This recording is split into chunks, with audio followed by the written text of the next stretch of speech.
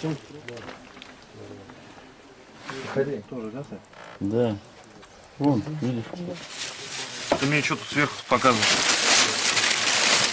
A Natalie Moscovin está sendo injustamente preso em uma ala psiquiátrica por demonstrar muito carinho a cadáveres de crianças. Oi, eu sou a Mari e hoje eu vou te contar o caso de Anatoly Yilverich Moscovin, um russo que fabricava bonecas com cadáveres de mulheres e crianças. E eu juro que quando tu acha que esse caso não pode piorar, ele piora, porque o buraco dele pode ser cavado muito mais embaixo do que a gente imagina. Esse caso ele não é muito conhecido, pelo menos eu não vi muita gente falando dele em português, mas é bem doentio. E ele mostra um lado do ser humano que pode ter um certo fascínio pela morte. Não pela morte em si, mas a vida após a morte. Algumas pessoas elas tentam ali estabelecer algum tipo de conexão com pessoas que já se foram, um ente querido, seja para descobrir algum segredo do outro lado do universo, ou como essa pessoa se foi, ou simplesmente tentar preencher um vazio de uma saudade que ficou. E para isso, essas pessoas elas costumam utilizar rádio, alguns rituais e tabuleiro Ouija. Mas Anatoly foi longe demais. Mas antes de entrar para os seus crimes, eu preciso te explicar a história de vida dele, que talvez explique as suas atitudes criminosas. E agora sim, como assim, Mari? Calma aí, que eu vou te explicar a história do Homem Boneca Russa, também conhecido como Lorde das Múmias. Ele nasceu em Gorky, na Rússia, no dia 1º de setembro de 1966. Então, ele é do signo de Virgem e isso talvez explique algumas coisinhas. Os seus pais, Yuri Fedorik e Elvira Alexandrov, contaram que ele era muito desajeitado socialmente. Ele tinha uma imensa dificuldade em fazer amigos, mas ele era muito inteligente. As suas notas na escola eram altíssimas em todas as matérias, absolutamente todas. Desde a infância, ele tinha um fascínio pela morte. E assim, teve várias coisas que aconteceram na vida dele, que algumas foi ele que contou e outras foram os pais. E assim, gente, eu já aviso que tem algumas histórias assim que elas são tão absurdas, mas tão absurdas, que a probabilidade delas serem reais são muito baixas. E a gente não sabe se ele fez isso pra tentar esconder algum trauma, ou talvez porque ele queria, sei lá, amenizar a pena dele, a gente não sabe, mas essas histórias foram ele, né, que contou e não os pais dele, e sim, gente, sério, enfim. Bom, os pais dele contaram que certa vez ele voltou quando ele estava na 3ª série para casa e ele estava cheio de hematomas, como se ele tivesse sido espancado e abusado naquele dia. Mas de acordo com Anatoly, de acordo com ele, né, a sua obsessão pela morte começou quando ele tinha apenas 13 anos de idade. Ele disse que ele estava voltando da escola quando um grupo de homens de terno preto parou para conversar com ele e arrastaram ele para um funeral. O funeral era de uma menina chamada Natasha Petrova, de 11 anos, que tinha sido eletrocutada e ele estava acontecendo numa vila e era uma espécie de ritual. De acordo com ele, chegou uma hora do funeral em que a mãe da Natasha pediu para as pessoas que estavam ali começar a beijar o rosto do cadáver. Ele disse que ficou muito assustado com aquela situação, mas os homens de terno que obrigaram ele a ir nesse ritual, nesse funeral, começaram a forçar o rosto dele para ele beijar o cadáver e ele acabou beijando. E ele gostou tanto da sensação que ele beijou ela mais de uma vez. E a mãe da Natasha estava com 2 alianças e colocou uma aliança no dedo dele e uma aliança no dedo da Natasha e disse que os dois estavam casados. Depois desse episódio, ele disse que ele sentia como se ele realmente fosse casado com a Natasha e ela visitava ele durante a noite em seus sonhos. Ela queria passar para ele todo o conhecimento que ela tinha sobre magia negra para que ele pudesse realizar um ritual para trazer ela de volta à vida. Então ele começou a visitar a Natasha nessa aldeia onde ela foi enterrada e toda vez que ele visitava, ela não vinha nos sonhos dele. Mas quando ele não ia visitar ela, ela aparecia nos sonhos dele. Ficou meio confuso, mas assim, Ele ia na aldeia, ela não aparecia nos sonhos. Ele não ia na aldeia, ela aparecia nos sonhos. Ele disse que no início era muito divertido, porque eles conversavam e ela realmente estava ensinando ele sobre magia negra, mas ele não estava conseguindo colocar isso em prática e nem trazer ela à vida, então ela começou a se irritar e começou a ser muito frequente, né, as irritações dela durante os seus sonhos, e ele resolveu contar para os pais o que tinha acontecido. Os pais dele, por sua vez, levaram ele num médico que diagnosticou ele como um adolescente problemático que estava passando pela puberdade, então tudo isso não passavam de hormônios, e deu para ele um medicamento chamado valeriana, que era para ele dormir melhor e relaxar. Só que esse medicamento não ajudou ele em nada, e a Natasha continuou aparecendo e fazendo comunicação com ele durante os sonhos. E como ele não estava conseguindo trazer ela à vida, ela disse que estava na hora dele passar esse fardo adiante. Só que para isso ele precisava quebrar os dentes de alguém. Então ele quebrou os dentes de uma menina que era colega dele na sala de aula, né? Ele quebrou os dentes dessa menina que era colega dele na escola. E ela nunca mais apareceu, como se eles tivessem rompido a relação deles ali, porque ele quebrou os dentes dessa menina e colocou embaixo do travesseiro.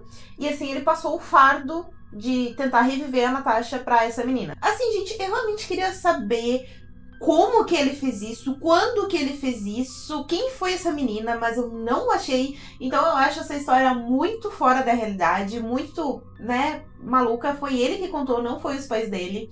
E assim, então pra mim essa história ela tem uma porcentagem muito baixa de ser real. Porém, contudo, todavia, eu sempre lembro da história do Dafulov e do Daisy Destruction, que as pessoas juravam que era só uma creepypasta e tinha uns malucos que estavam fazendo vídeos dessa creepypasta na internet e no final descobriram que era tudo real. Então, eu não descarto a possibilidade dessa história ser real, eu só acho ela muito estranha. Bom, isso marcou tanto a vida dele que fez esse interesse pela morte virar um verdadeiro fascínio. E ele começou a visitar com muita frequência os cemitérios, porque ele disse que se sentia muito bem, ele se sentia muito em paz naqueles locais. Ele também começou a estudar magia negra e ocultismo, e isso fez ele ir para a Universidade de Moscou estudar filologia, que seria estudos de gramática, retórica, histórias e tradições de um determinado idioma. E no caso, ele escolheu o povo celta porque eles têm uma conexão muito grande com a morte, com a vida pós-morte e com os rituais também, né? Ele também se juntou a uma sociedade luciferiana e acabou abraçando os caminhos da mão esquerda. Tá, Mari, mas o que é o caminho da mão esquerda? Bom, tirem as crianças da sala que a Mari vai explicar. Bom, o caminho da mão esquerda é um ritual de cunho sexual que defende que o orgasmo ele deve ser segurado até a energia alterar a realidade ou levá-lo a um outro estado de consciência. E ele se juntando a essa sociedade, mas o diploma que ele ganhou fez ele começar a praticar vários rituais com animais mortos. Eu espero no fundo do meu coração que ele não tenha utilizado esses rituais do caminho da mão esquerda com esses corpos de animais, porque fazer rituais com animais mortos já é bizarro o suficiente e... Ai, gente, vocês não entenderam, né? Depois da formatura, ele resolveu jurar celibato, que seria que ele não ia ter relações íntimas com ninguém, ele não ia se casar e também não iria beber e nem usar drogas. Ele começou a ficar muito conhecido na área, principalmente quando envolvia rituais celtas, mortos e cemitérios. Só para vocês terem uma noção de como tava a situação, em 2003 ele tinha mais de 60 mil livros sobre esses assuntos, no caso cemitério, mortos, rituais, magia, os celtas. Entre 2005 e 2007 ele escreveu mais de 752 artigos sobre isso. Ele virou professor da universidade sobre os estudos celtas, falava mais de 13 línguas e ainda se autodenominava necropolista. E agora vocês devem estar se perguntando, tá, mas o que é necropolista? Bom, nem o Google sabe, mas como é que a gente também tem cultura, vamos destrinchar essa palavra. Porque literalmente ele inventou essa palavra. Mas assim, necro, no latim, é morte, correto? Polis da Grécia Antiga é cidade-estado. E o lista ali, ele colocou, né, que no inglês é necropolis, ele colocou assim só pra completar, e acho que fica mais bonito, pra não ficar só necropole. Então, necro mais poli mais tá. Cidade dos mortos. Cemitério, cidade dos mortos, aprendi isso no Noiva Cadáver, né, que os mortos, eles são enterrados no cemitério, e ali embaixo tem uma cidade pros mortos.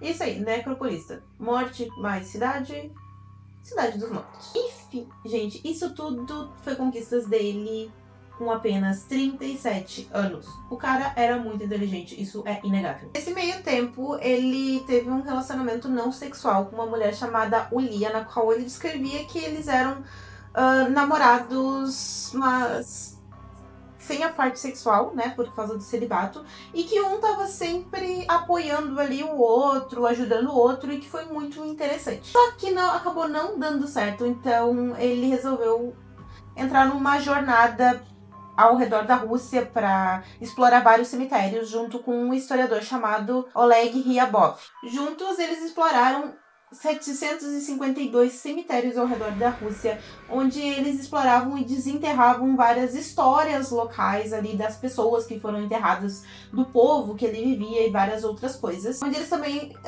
iriam datar e pegar várias informações sobre os mortos, tudo para escrever um livro chamado Necrópole de Nizhny Novgorod, onde eles iam botar todas as descobertas deles sobre cemitérios e os mortos ali enterrados. Só que o Moscovin, ele tinha segundas intenções. Para vocês terem uma ideia, o Moscovin, ele andava cerca de 32 km por dia em cada cemitério, ou seja, ele ficava cerca de 7 horas em cada cemitério. E alguns eles eram muito longe, então ele chegava a acampar nesses cemitérios ou em alguma fazenda abandonada que ele achava próximo. E às vezes ele dormia assim em algumas palhas que tinha ou até em cima dos túmulos. Ele também bebia água das poças de lamas do cemitério, porque ele dizia que isso era um jeito dele criar mais conexão com o lugar e também com as pessoas que estavam ali enterradas. Eu não sei como é que esse cara tá vivo. Sério. Teve uma vez também que ele simplesmente encontrou um caixão que estava aberto e que ele ia ser usado para enterrar alguém no dia seguinte. Ele simplesmente resolveu utilizar ele de cama porque ele disse que ele se sentia muito confortável lá dentro. Ele também começou a retirar os musgos das lápides e colocar nas anotações deles para que quando ele fosse denunciado pela polícia, ele mostrasse esse material e falasse que ele estava ali simplesmente por estudos e não para vandalizar os túmulos. Porque assim, né, gente, ficar dormindo no cemitério, mexendo nos túmulos, assim, não pode. Mas o cara era inteligente, ele era muito meticuloso. Por isso que eu falo que o fato dele ser virgem talvez explique que ele pensava tudo antes de agir. Depois disso, ele voltou pro apartamento dele, depois dessas expedições, e começou a trabalhar como freelancer, né? Escritor freelancer em alguns lugares, que durou mais ou menos ali de 2006 até 2010. E ele passava o tempo dele basicamente só com os pais e com pessoas mortas. É, exatamente isso que tu escutou, com pessoas mortas, mas em específico, mulheres e meninas. Apesar do trabalho dele de explorar os cemitérios ao redor da Rússia ter acabado, as visitas foram cada vez mais frequentes. Em 2009, a população começou a notar que os túmulos eles estavam começando a ficar completamente revirados e vandalizados, e alguns até tinham os corpos ali desenterrados, né? Tava faltando. Então eles fizeram uma investigação até 2011 que não levou a lugar nenhum. Na verdade, ele já fazia isso há muito mais tempo do que a gente imagina, sério, muito mais tempo do que a gente imagina. Ele tentava tudo, sempre deixar tudo em perfeita ordem, para que ninguém percebesse que os corpos foram desenterrados, que os túmulos foram remexidos. E ele também levava, gente, baldes e pincéis de tinta, para quando ele fosse pego, ele falasse que estava ali só pintando o túmulo, que ele estava reformando aquele túmulo, né? Que ele tinha sido pago para isso, de tão inteligente que ele era e tão meticuloso que ele era. E ele fez isso tantas vezes com tal perfeição que muitas das famílias das meninas e das mulheres que estavam ali enterradas, elas visitavam o túmulo, né, das suas entes queridas e nunca perceberam tava mais lá e que o túmulo tinha sido revirado. Elas só perceberam isso depois que o caso veio à tona. Como eu falei, ele foi pego poucas vezes, né? E ele sempre tinha aquele balde de tinta e os pincéis para falar que estavam reformando os túmulos. E outra coisa que ajudou a limpar um pouco a barra dele foi que em 2011 estava tendo muito ataques anti-muçulmanos na Rússia. E as pessoas começaram a achar que aqueles túmulos revirados eram desses ataques, eram dessas pessoas que estavam fazendo esses ataques. E também tinha alguns túmulos muçulmanos que estavam revirados. Então eles meio que fizeram uma ligação falando que eram os terroristas lá da Rússia. Só que daí no dia 2 de novembro de 2011, ele foi pego de novo lá nos túmulos. Falou que estava só fazendo uma reforma. Só que dessa vez não colou muito. Porque a profanação dos túmulos ela estava cada vez maior, estava cada vez mais absurdo o que estava acontecendo e parece que ele não estava tão cuidadoso assim que nem ele era no passado. Então a polícia começou a conversar com ele, né, para tentar descobrir se era ele que estava revirando aqueles túmulos e conseguiu convencer, a polícia conseguiu convencer ele a levar eles até o apartamento dele para eles conversarem. A polícia ela estava esperando encontrar vários indícios, né, que ele era um dos terroristas anti-muçulmanos no apartamento dele, mas a primeira coisa que eles notaram ao entrar dentro do apartamento foi um cheiro insuportável de corpos em decomposição. E logo depois eles começaram a notar que a casa ela estava cheia de bonecas de tamanhos reais muito assustadoras em vários lugares da casa. A polícia, ela levou algum tempo, né, para ligar os pontos e no início ela achou, assim, que era só um colecionador de bonecas bem exóticos. As bonecas estavam bem vestidas, tinham botas de cano alto, algumas tinham botões no lugar dos olhos, eram maquiadas e ele colocou uma caixa de música dentro das suas caixas torácicas. Gente, ele fazia festa de aniversário delas com direito a bolo, velas, presentes, docinhos. Ele assistia desenho animado com elas, ele cantava canções de ninar para elas, ele festejava com elas as datas comemorativas, ele tratava elas assim como se fossem filhas mesmo, sabe? Ele tratava elas como se fossem pessoas reais, crianças reais, né? Ele também oferecia alimento para elas, bebidas, ele tinha algumas placas assim que ele arrancou das lápides. Ele tinha fotografia dos túmulos antes e depois, para ele ter certeza de como estava antes dele mexer, para ele deixar exatamente igual. Então ele tinha manuais de fabricação de boneca, de mumificação e também mapas dos cemitérios. Ele envolvia os cadáveres em vários pedaços de panos, assim, e depois ele colocava nylon neles para dar uma estrutura.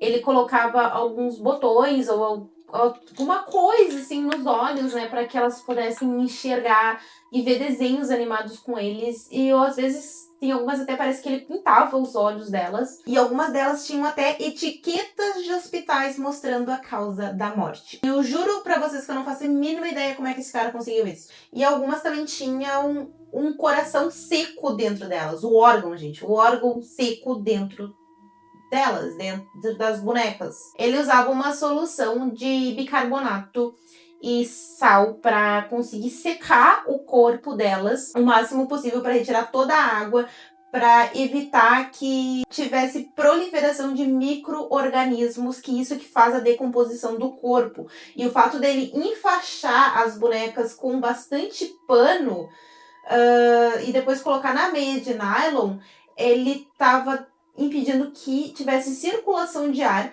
e com isso também dificultaria os micro-organismos se proliferarem e a decomposição acontecer. Bom, gente, eu não sou boa em química, mas meu amigo Murilo que me explicou isso, eu espero não ter errado a explicação. Obrigado, Murilo, tamo junto! E tá, e eu sei que vocês devem estar assim com um monte de dúvidas, porque eu também estava como ninguém percebeu o cheiro, os pais dele e os vizinhos, por que ele fazia esse tipo de coisa? Tá, calma aí que eu vou te explicar. Gente, sobre o cheiro, além dos pais dele viajarem muito, eles passavam o verão inteiro em outra casa que eles tinham, assim, que era uma casa de...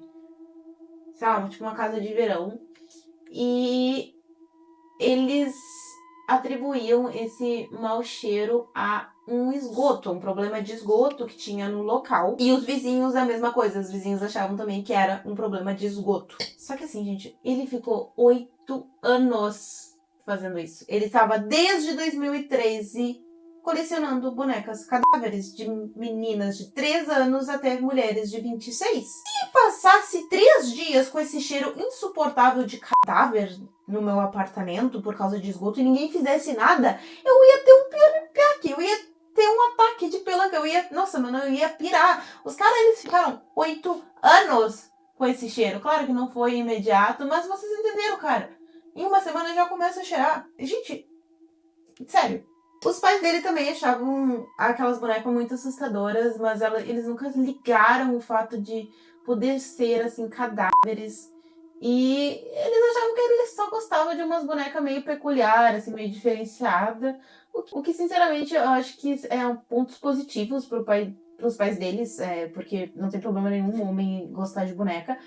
Mas esse daí tava bem estranho e tinha muitos indícios, né? Mas vamos continuar. O Anatoly, além dele se sentir muito sozinho, porque ele não tinha quase nenhum amigo e os pais dele quase nunca estavam em casa, ele sempre quis ter um filho, mais em específico uma filha, porque ele queria passar esse conhecimento dele das magias e rituais adiante. Só que como ele era celibato, ele não ia poder ter filho dele mesmo, então ele tentou adotar, só que como ele não tinha renda suficiente, não deixaram, graças a Deus. Mais tarde também descobriram que ele era esquizofrênico. Pois é, mas tem mais. Ele também disse que nos seus estudos ele descobriu que os druidas e um povo nativo da Sibéria costumava dormir em cima dos túmulos para ter uma conexão maior com aquelas pessoas que estavam lá, com o espírito daquelas pessoas que estavam lá e conseguirem se comunicar com esses espíritos. E no início ele fazia muito isso, ele dormia em cima dos túmulos que ele queriam, das crianças que ele queria, das mulheres que ele queria se comunicar, mas com o tempo, à medida que ele foi envelhecendo, começou a ficar muito desconfortável, então ele resolveu começar a levar os cadáveres para casa. Segundo o Anatoly, ele ia ajudar essas crianças a voltarem à vida e ele dormia com os cadáveres do lado dele para ver se era realmente isso que eles queriam e também se eles não eram nenhum tipo de demônio. E ainda, segundo ele iria salvar esses corpos que não estavam mais sendo usados na Terra e nem tinham mais utilidade. Ele disse que estava mantendo aqueles corpos intactos enquanto ainda tinha tempo, antes que eles ficassem completamente decadentes, e daí sim eles nunca mais iam conseguir trazer eles de volta à vida, e que ele amava cada uma daquelas meninas e daquelas mulheres como se fosse filha dele. Ele escutava as meninas chamando ele no cemitério e implorando para serem desenterradas, porque o lugar ali era muito frio e sombrio e elas só queriam um lugar mais quente e aconchegante para passar a noite e os dias também. Inclusive, ele brigava com algumas delas, sabe, sei lá o porquê. E de castigo elas ficavam na garagem e nunca mais saíam dali. Quando os pais dele descobriram, o pai dele teve um ataque cardíaco e, pelo que eu entendi, ele acabou não resistindo. E a mãe dele teve que ser internada, tamanho choque que eles tiveram, porque eles nunca imaginaram que o filho deles estaria escondendo cadáveres dentro de casa. Ele vandalizou mais de 150 sepulturas. Acharam, algumas reportagens falam que foi 26, outras que foi 29 cadáveres de meninas de 3 a 26 anos. E ele ficou 8 anos fazendo isso. Acredita-se também que alguns dos corpos ele acabou botando fora porque ele não quis mais, ou porque o cheiro estava insuportável, ou porque simplesmente, sei lá, ele brigou com elas e não queria mais, ou descobriu que eram demônios, não sei. E ele foi acusado de 11 crimes, teve 44 acusações contra ele, entre elas a vandalização de cadáveres, mutilação de cadáveres, abuso de túmulos, e eles descobriram que ele começou isso lá em 2003. Por causa do celibato e dele declarar que sexo é algo muito sujo e nojento, eles acabaram descartando a possibilidade de ter necrofilia, mas sinceramente, como ele era né, muito fora da baia, eu investigava alguns corpos só pra ter certeza. Por todos os crimes, ele acabou pegando 5 anos de prisão, mas ele foi julgado inapto pra ser preso, então ele acabou indo pra uma ala psiquiátrica. Se recusou a pedir desculpas pros pais das vítimas e ainda mandou um recado dizendo que não era pra eles enterrarem de novo, senão ele iria acabar desenterrando elas pra salvá-las quando saísse da psiquiatria, quando saísse lá do local que ele estava. Ao mesmo tempo que ele tinha na cabeça que as intenções deles eram as mais puras possíveis de salvar essas meninas, de salvar essas mulheres, porque na cabeça deles elas foram abandonadas num lugar muito frio e sombrio e elas não tinham mais utilidade nenhuma, que ele acusou, né, os pais de abandonarem as filhas. Ele estava retirando essas filhas dos pais por uma segunda vez, porque eles já tinham perdido elas em vida e agora perderam elas em morte. Eles perderam elas no lugar que eles resolveram, que eles escolheram para fazer uma homenagem para elas ali na morte, né? Por exemplo, teve o caso da Natalia Chartimova, que a filha dela foi brutalmente assassinada quando tinha 10 anos de idade.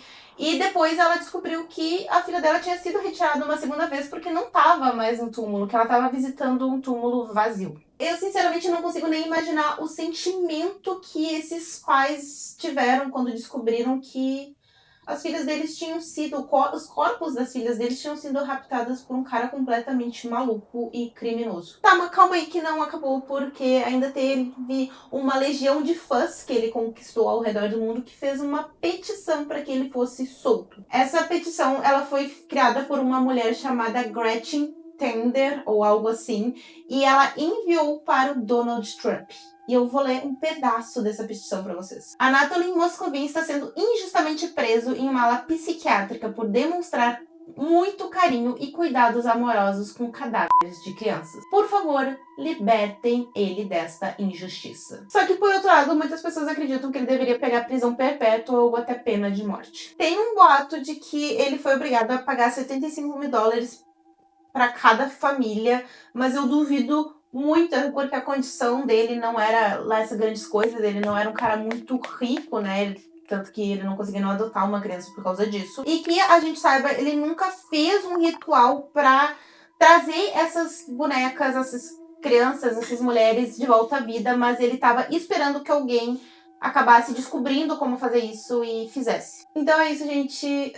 Esse foi o caso de hoje. Eu quero muito saber a opinião de vocês sobre esse cara, qual a punição que ele deveria ter recebido. E é isso. Até a próxima. Beijos, beijos.